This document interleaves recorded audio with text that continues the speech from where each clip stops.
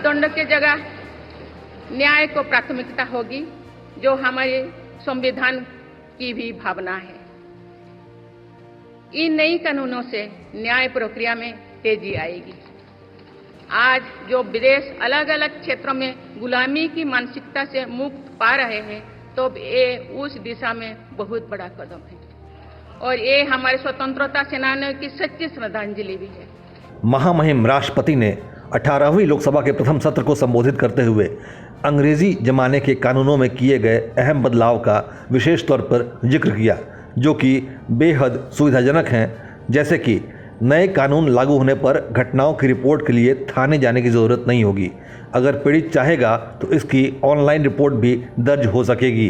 किसी भी थाने में FIR दर्ज कराई जा सकेगी। गिरफ्तारी होने पर सूचना देना ज़रूरी होगा। फोरेंसिक सबूत उठाते हुए वीडियोग्राफी करानी जरूरी होगी। चंद घंटों बाद 30 जून की आधी रात को जैसे ही रात के 12 बजेंगे, वैसे ही IPC के तहत अंग्रेजों द्वारा बनाए गए कानून खत्म हो जाएंगे। 1 जुलाई शुरू होते ही इसकी जगह बने 3 नए आपराधिक कानून लागू हो जाएंगे, जिनके नाम हैं भारतीय न्याय संहिता यानी BNS 2023।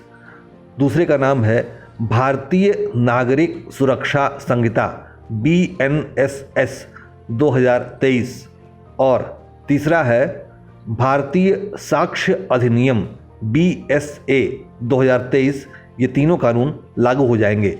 चूँकि नए आपराधिक कानूनों में जांच, ट्रायल और अदालती कार्रवाइयों में तकनीक के इस्तेमाल पर खासा जोर दिया गया है। इसीलिए NCRB ने मौजूदा crime and criminal tracking network and system CCTNS application में 23 फंक्शनल मॉडिफिकेशन किए हैं, ताकि नए सिस्टम में भी आसानी से कंप्यूटर से FIR दर्ज होने समेत CCTNS संबंधित अन्य कार्य करने में कोई भी प्रॉब्लम न आए। केंद्रीय गृह मंत्री के कार्यालय से मिली जानकारी में बताया गया है कि प्रधानमंत्री नरेंद्र मोदी के नेतृत्व में केंद्रीय गृह मंत्री अमित शाह के मार्गदर्शन में गृह मंत्रालय ने 25 दिसंबर 2023 को तीनों नए आपराधिक कानूनों की अधिसूचना के तुरंत बाद पुलिस कर्मियों, जेल अभियोजकों और न्यायिक अधिकारियों समेत फोरेंसिक कर्मियों को जागरूक करने के लिए बड़े स्तर पर काम करना भी शुरू कर दिया था।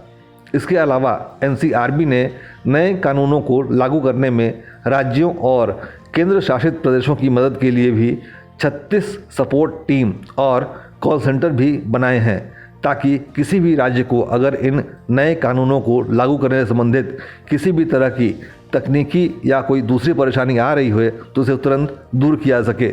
इसके लिए ई-समन नाम से 3 ऐप भी बनाए गए हैं, जिसे राष्ट्रीय सूचना विज्ञान केंद्र यानी NIC ने नए कानूनों के तहत विकसित किया है।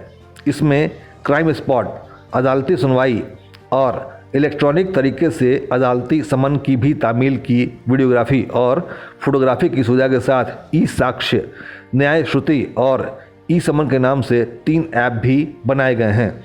BPRND ने इन कानूनों के बारे में तमाम पहलू समझाने के लिए 250 वेबिनार और सेमिनार आयोजित किए थे, जिसमें 40,317 अधिकारियों और कर्मचारियों को ट्रेनिंग दी गई। ब्यूरो के मार्गदर्शन में राज्यों और केंद्र शासित प्रदेशों ने 5,84,174 कर्मचारियों को ट्रेनिंग दी। UGC ने भी शिक्षकों और छात्रों को इनसे अवगत कराने के लिए 1200 यूनिवर्सिटीज़ और 40,000 कॉलेजों और अखिल भारतीय तकनीकी परिषद ने करीब 9,000 संस्थानों को इसके बारे में जागरूक किया गया है, जिसे देखते हुए लगता है कि भारत में न्यायिक व्यवस्था के तकनीकी हस्तांतरण से न्याय मिलना आसान हो जाएगा। उदय इंडिया के लिए अंशुमान आनंद की रिपोर्ट।